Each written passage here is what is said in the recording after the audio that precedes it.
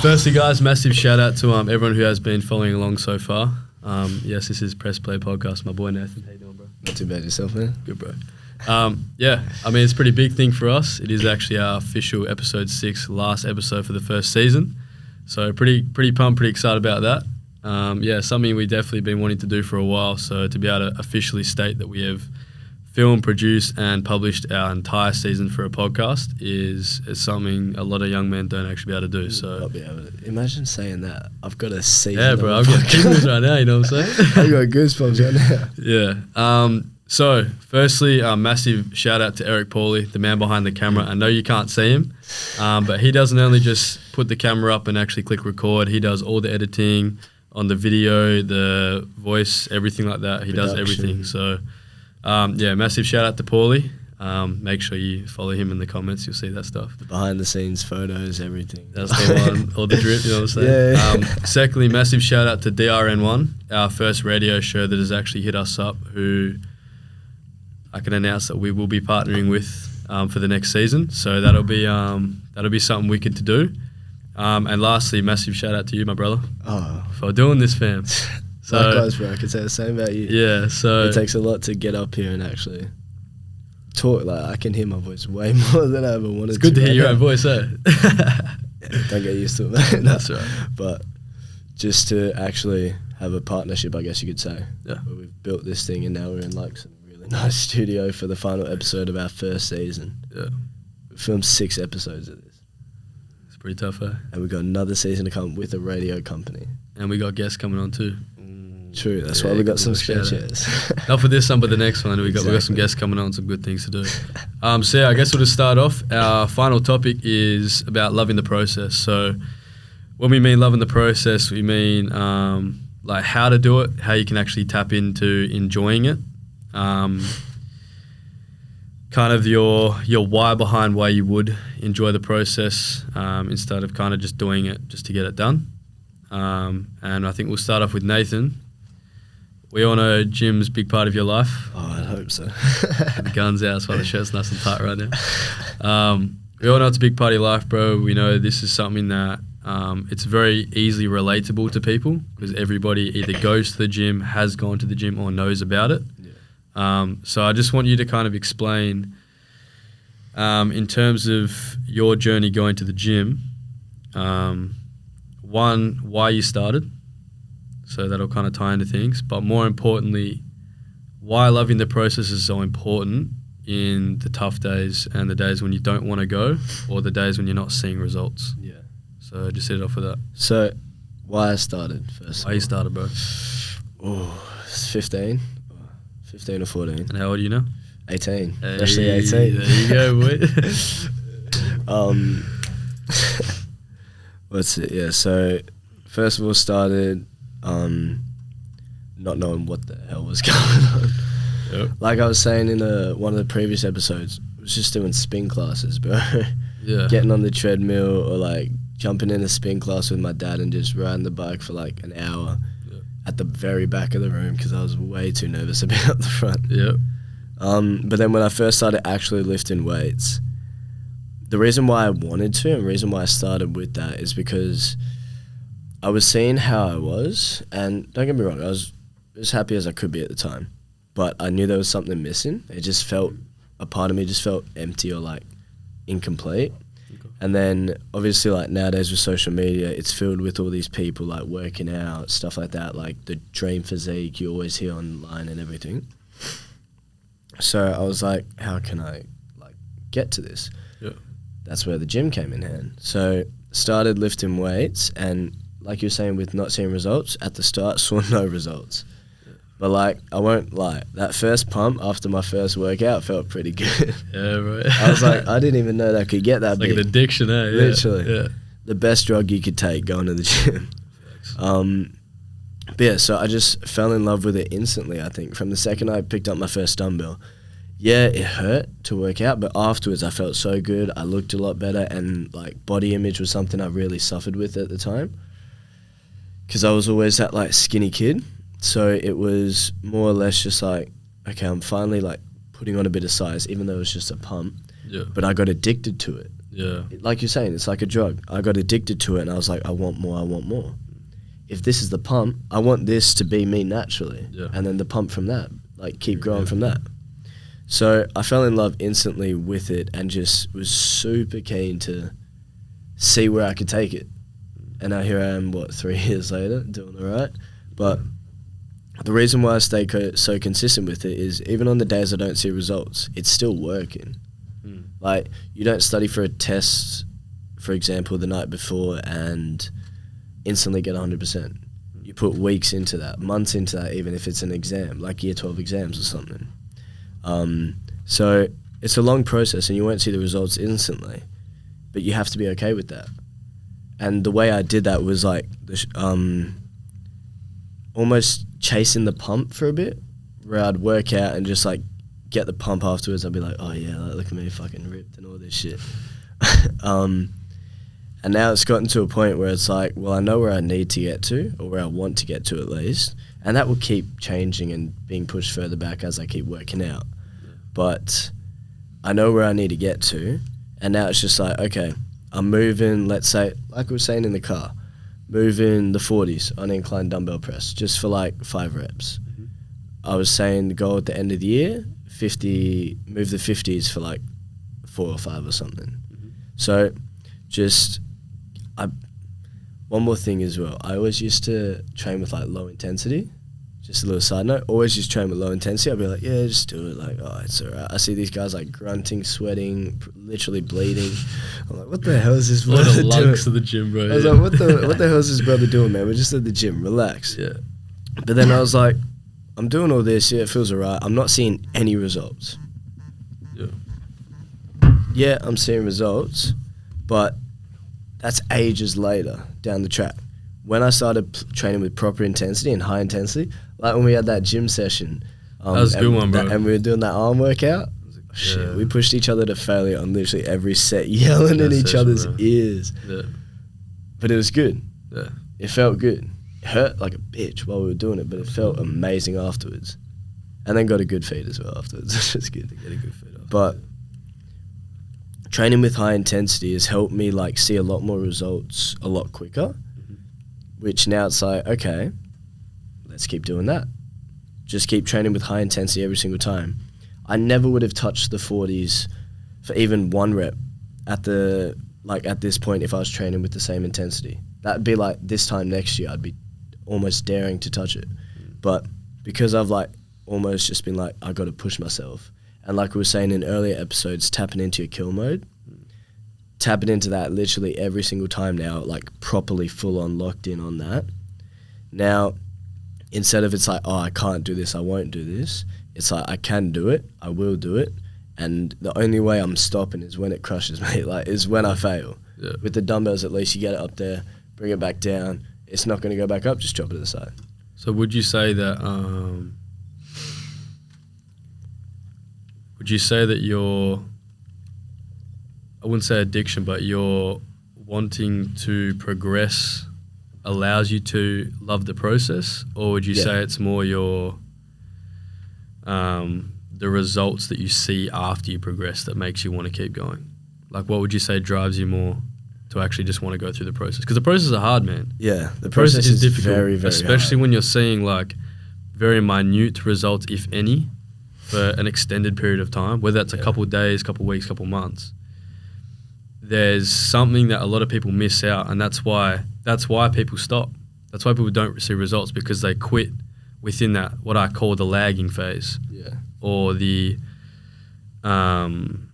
delayed gratification phase, where you're putting in all this work, bro. You're putting in heaps, and then you don't see anything, so you put in more work, and then you fucking burn out, and just before you're about to see success, you're burnt out. You're burnt out and you quit. So that's why I was saying to you, like, what drives you to keep you going in that moment, in those few weeks, months, days, years even, where you're not seeing results?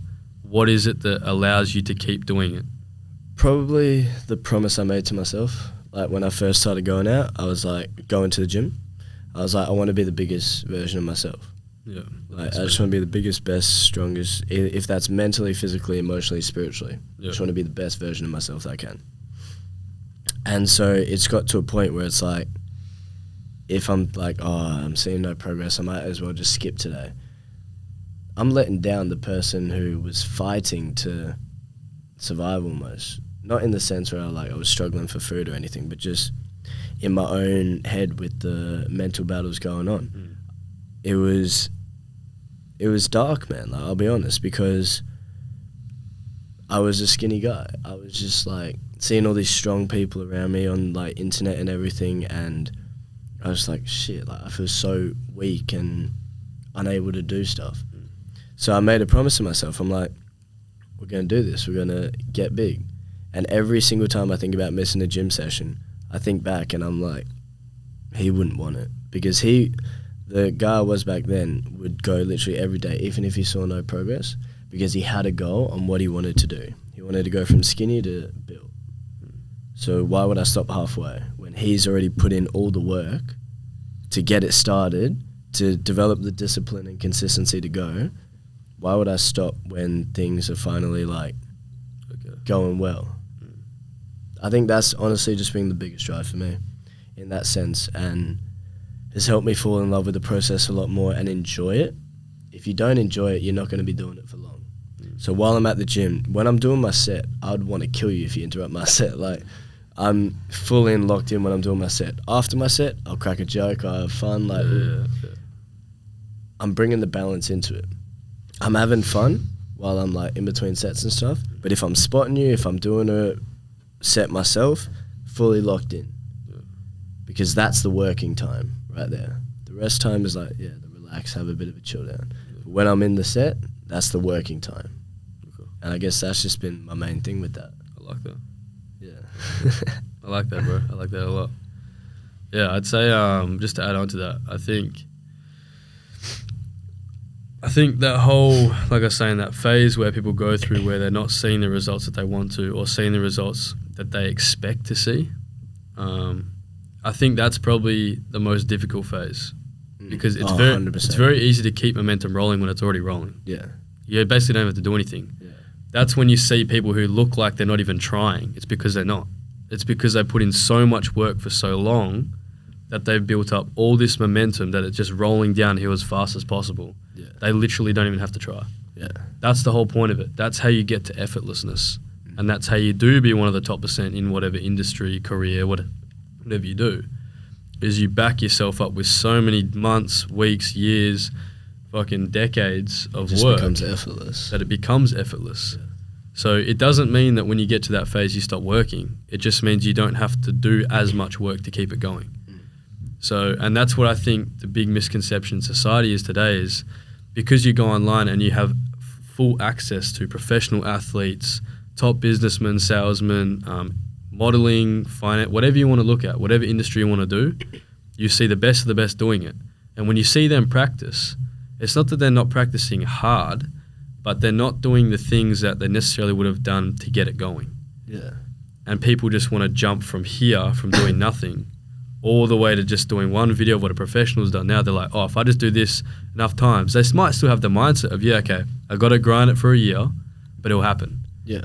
That's not how this works. And that's why the whole social media shit has actually mucked this up. Yeah. Because people are trying to go from 0 to 100 in like a week without even actually putting in the 1, 2, 3, 4, 5. And that's where this comes into loving the process, is because you have to understand that to get from 0 to 100, I don't even look at it as 0 to 100. I set 0 to infinity because it never stops. Exactly. You don't get a good body and then you just have it. Yeah. You still have to work out. You still have to maintain it. You might have to do as much. You still have to maintain it to keep it. Same with your sales skills. Same with your finances. You can't just stop working. Like, even if you make $1 billion, that $1 billion, if you don't work, is going to eventually go down, right? So this is the whole thing with enjoying the process that I find, in my perspective, is it's not necessarily about enjoying going from step 1 to step 2 to 3. It's not necessarily enjoying that. It's the fact of like actually forgetting about the fact that you're trying to hit a certain physique and just getting a better physique every day. Yeah, exactly. It's not that you don't have an end goal. It's just that you don't focus on the goal. Yeah. It's like, cool, there's a goal. I want to get to that. Awesome. How do I do it? And then just do the things day to day.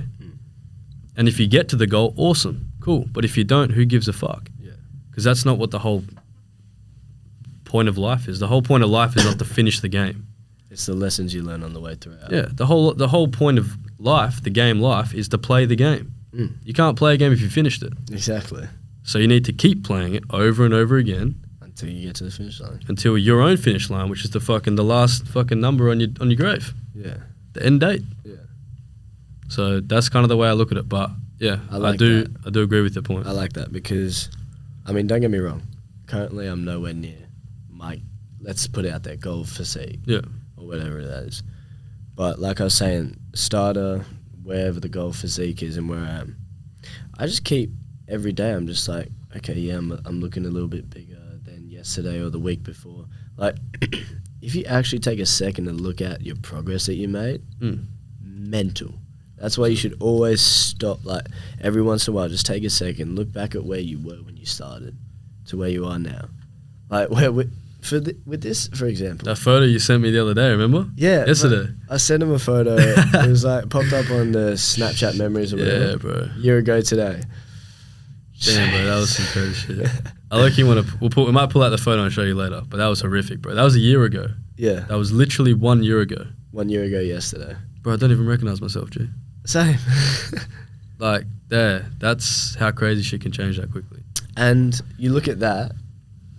Yes, we were doing well for ourselves, like mentally or whatever, like physically or whatever. But to where we are now, it's like we've fucking just destroyed the boundaries with it, and it's just like we keep evolving day by day. That's why I love looking at like old photos or old videos of like where I started to where I am now. Bro, I had straight hair like when I started going to the gym. This shit is curly as hell now. You got the perm going, boy. Yeah, shit.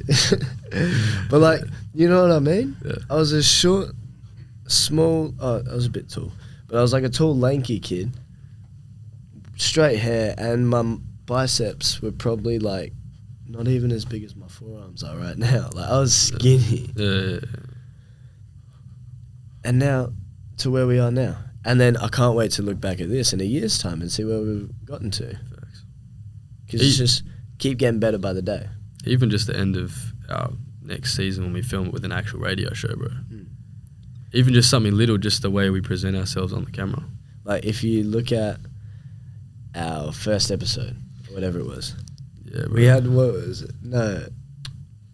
Did we have, no, we didn't have the little mics. That was the interview. Yeah, we didn't even have microphones, bro. Had the little mic, no microphones. On a couch. Just on a couch, a blue and white striped couch. Yeah.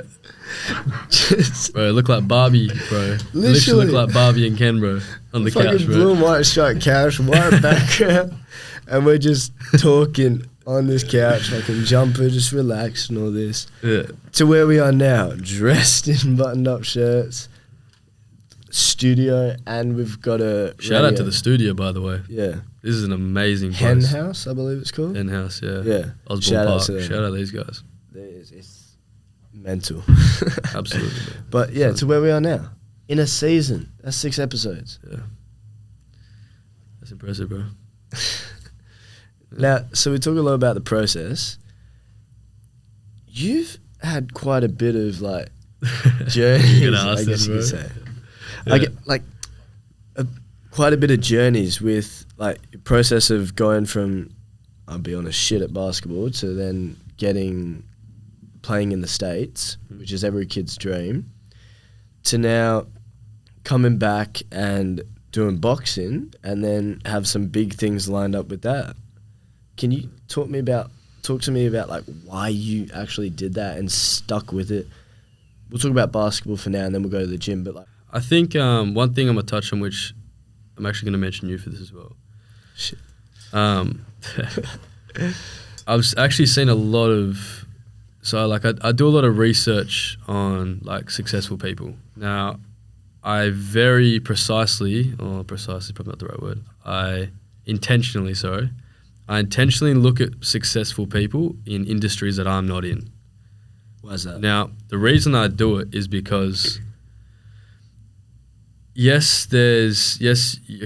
look at the top 1% in your field and you go, okay, I'm going to do what they do and that's going to get the best in my field. That's awesome, right? But if you just stick to your field you're actually missing out on a lot of other shit that you might be able to incorporate into your own area. So it's not that I don't take advice. Like I have like 2 of the best sales mentors I've ever had in my life, and they're like actual owners and managers of the thing. But then on top of that, I got a bunch of mates who are doing it together. My boss, myself, people who are coaching me, and they're amazing. Absolutely amazing. Any question I got about sales specifically, ask them, they'll answer me, they'll get me rolling whatever I need, right? But I can also go into other avenues of people that are going to allow me to look at life in a different way that'll actually help me with this. Yeah.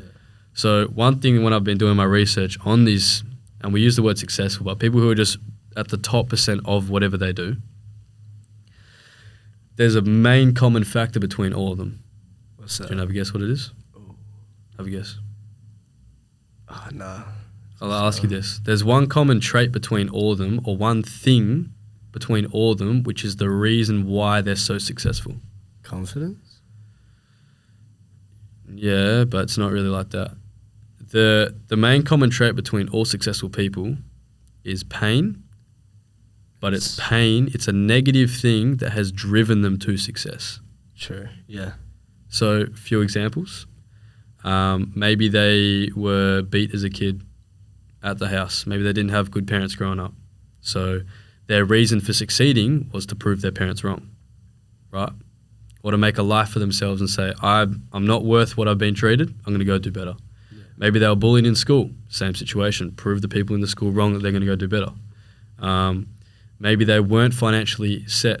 So they had a poor upbringing, but it's a positive outlook. They want to set their family up for life. Right? But it all comes from a painful starting point, right? For example, I don't know if you were necessarily bullied, but you weren't happy with your physique and you went through your own mental challenges from a negative, dark place that then pushed you to succeed in the gym. Yeah. Right? So why I stuck with basketball was because throughout my high school years, throughout my primary school years, primary school in particular, I got bullied a lot. High school, I got bullied, but it wasn't necessarily on like getting beat up sort of thing. It was more a lot of the like, teasing, making fun of, small comments. I swear all the bashing happens in like primary school. Yeah, bro. I got my head thrown. I literally got my head shoved between 2 metal poles by year 7 when I was in year 5. I was in year 5 or 6, and I was like thrown up against just one of the fences. Yeah. Another time I was like choked into a sink because there was like sinks in the classroom. Shout out to that kid if you're watching, by the way. But yeah, like a lot of this shit too. And then one of the main things that I actually got, I wouldn't use the word bullied, but a lot of attention for, I guess you could say, was the fact that I was actually trying. Like I was actually trying to succeed in basketball. I would rock up to high school after school, I would train. I would sweat, bro. I'd come into class sweaty. Probably stank too, right? But yeah, you probably smell like BO. Probably, bro. I don't know. You'd have to ask the classmates, bro. But I know I was working out hard, right? But my whole drive to keep going with basketball, because basketball was the one thing in my early childhood that actually gave me a voice. It was something that allowed me to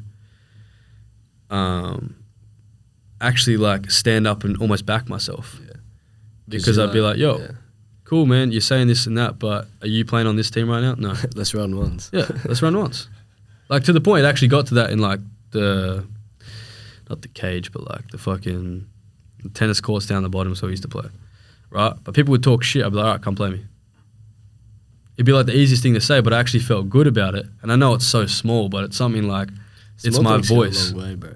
Yeah. It was my voice to say it. So that's why I stuck with it so long, because I wanted to prove a lot of people wrong. Right? And did I enjoy basketball? Yeah, I enjoyed it as a kid. But the reason why I stopped it to then go into boxing is because I realized my reasons for doing it were not reasons that I actually wanted to do it for.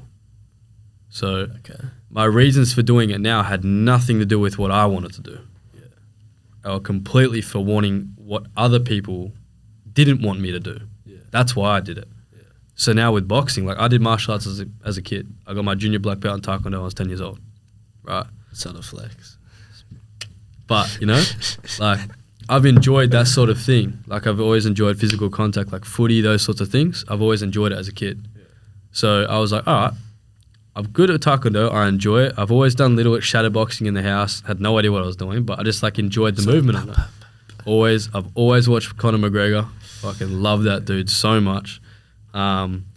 Yeah, like Floyd Mayweather here and there, Mike Tyson growing up. Like I've watched these guys start to train. I was like, damn, I like that. Like I always like getting a little mark on the nose or a blood nose from footy. I don't know, just because it just scars say a lot, like especially like battle scars, you could say. Yeah, bro, they say a whole story. Well, it's you feel like you've worked. Yeah, and it's almost like a reward for your work. You're like, here's a like mark. It's weird if you got a black eye, but it's like you earned it almost. Yeah, kind of. You don't feel shame for it. You're like, damn, bro, yeah, I got that shit. Yeah, so you should see the other guy. Facts. There you go. But yeah, so whereas boxing, I actually enjoy it. Now, can I still channel the same reasoning, like proving people wrong to do it? Yeah, of course. But I'm now doing it for me. I'm not doing it for other people. So that's why I switched to this. And also because boxing one-on-one or any sort of fighting sport, it's one-on-one. It is full accountability. Yeah. If I don't train, I get knocked out. If I rock the training and I don't go 100%, I get knocked out maybe in training. Yeah. So it's all accountability. So that's why I do that. But in terms of if we swing it back to the episode, which is loving the process, the reason why I actually find it a lot easier to enjoy the process with boxing rather than basketball is because, and I think this is just something internally for all men, we have this desire to like be physical on some level. You have a desire to just put in a bit of grunt somewhere and just like hit something or just a bit of like roughhouser. Yeah, you have this desire just to be a little bit tougher than you're meant to be. You know what I mean? And it's very hard to do that in basketball. It's a foul, it's a block, it's a fucking. I'll call you a foul on that. Yeah, like bro, I used to get fouled out of fucking games all the time. That's my bad. Yeah, fuck this. I used to get fouled out all the time. So I was like, all right, I'm tired of this shit. I want to do something I enjoy where I can use my aggression, but I can use it in a positive manner. Yeah. And not get in trouble for it. So I was like, boxing. Sweet. Because, yeah, anything plays when you get into the ring. Obviously, like, no, like, illegal shots. But, like, anything plays. Not that you get caught, but yeah. Oh, wow, you little slick bastard. There you got to be cheeky with you, know? You cheeky bastard. So, yeah, but just one thing I want to say, I'm loving the process too. I do agree that you need to enjoy it, but I think people got to be very careful of what they mean by enjoying it, because when people hear you got to enjoy it, they think of this this like childhood excitement for it. And if you just go chasing that feeling, you're always going to start something, stop it, start something, stop it. Yeah, you're going to get nowhere. Yeah. So you have to enjoy it from a different sort of level. You have to enjoy it from an internal level where you actually enjoy doing it no matter what results you get from it. Yeah. And if you have that, then by all means do it. Yeah. But if you don't have that, if you only get enjoyment because you do a cool move and someone in the crowd goes, oh, and you're like, yeah, that's me.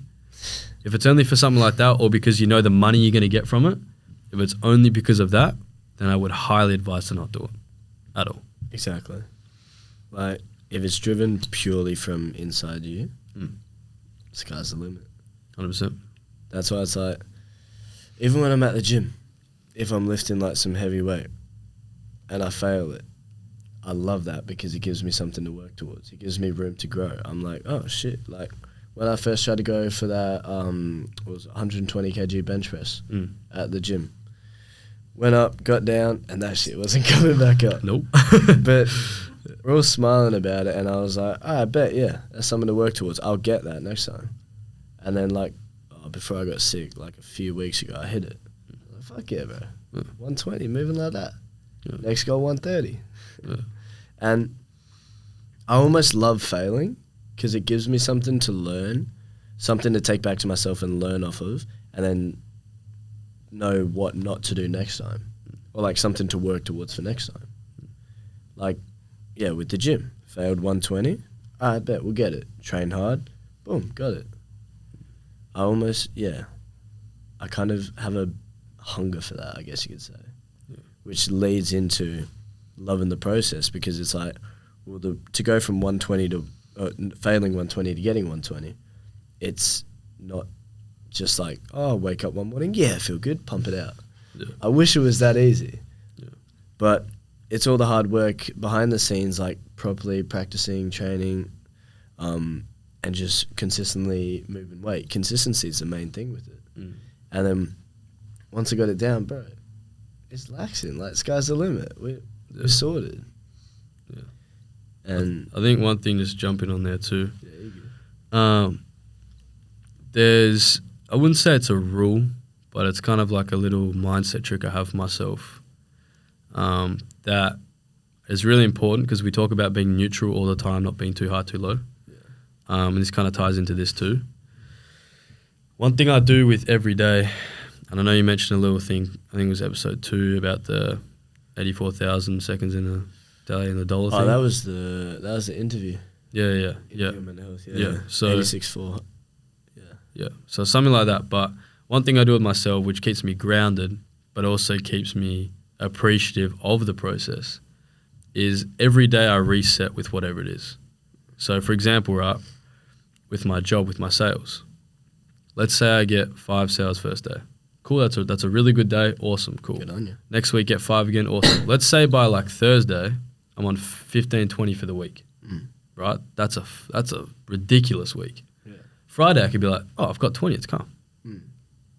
Nice. I'll just go have some fun on the turf. I don't really care. Right? I could do that. Yeah. But if I have the mindset of, okay, today's just literally a new day, it's another day, let's just go do it again. It keeps you grounded. It also allows you to succeed really highly, because you're not tied up by how good you've done. Yeah. So your ego doesn't get in the way of it. And therefore, on the bad days, let's say I've got 0 by Thursday, I'm okay. It's a whole new day. It's whole new people. Let's go again. Exactly. So it just keeps you allowing to keep going with the like I said, keep playing the game. Yeah. Because if you ever get to a stage where you feel like you've played the game, you need to find something else to do, because you never get to the end of it until you're literally at the end. I like that whole reset thing, and it's like, it actually kind of links to a video that I'm posting soon on the IG where it uses that sound actually. Yeah. So it's a coincidence you brought it up, but it goes something along the lines of like, it doesn't matter what you did yesterday, it doesn't matter what you accomplished. Today's a brand new day. Go at it, like go get it done.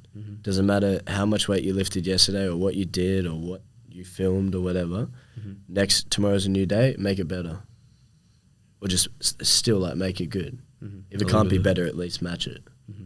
But I try to get that like little 1%. Just a little cheeky bit just to get the pace in. But All right, bro. yeah. 40-ish something minutes on that one. But I think, do you want to end it? I think you should end it, bro. I think you should definitely end it. You should definitely end it. So, season 1 of a podcast. Sounds surreal to say. Season 1 of Press Play Podcast coming to an end. This is the last episode of our first season. Honestly, I'll talk to you a bit more here. Couldn't have picked anyone better to do it with. Appreciate you, bro. I'm happy we actually like came together to do this, because it has been a roller coaster. A good process, a long one, but a good one. We're sorting out shooting times and everything. But it's been a magical process just to watch it unfold. Yeah. And just to see where we go with it. Like, bro, off our second episode, we got an offer from a radio show. Yeah. That's unheard of. Yeah. Like, Yeah. But thank you guys so much for tuning into season 1 of our podcast, Press Play Podcast. And like we always say, any ideas, thoughts or suggestions or topics you want us to talk about for season 2, please, like, comment it down below, let us know, like, share, do whatever you need to do. We appreciate the support, and we'd love to have you guys along on the road as we grow with this. Another big shout out to Eric Paul Goldie, the man behind the camera. Literally, he's killed it every single day, and he doesn't take any credit, which is insane. I don't know how he does it, but he's Put that out there. He's worth more than he says he is. He's worth way more than he says he is, bro. 100%. But any final words before we close it off? Yeah, just massive thank you again to the studio for letting us use it. Massive thank you. Massive thank you again to Paulie for what he's done. I know he likes to hide behind the camera. Massive thank you again to DRM1. Be getting in touch very shortly to sign that contract. And thank you, brother, again for this shit. So I think we can end on that. But yeah, that's a wrap for our first season. So appreciate you guys. Like, comment, do what you got to do. And yeah, if you do really connect with what we're saying and get along with it, or even just find this information useful for someone else, please send it to them. We don't ask for anything in return. We just want people to get a better life out of what we say. So appreciate you guys a lot, and we'll see you next season. Appreciate you.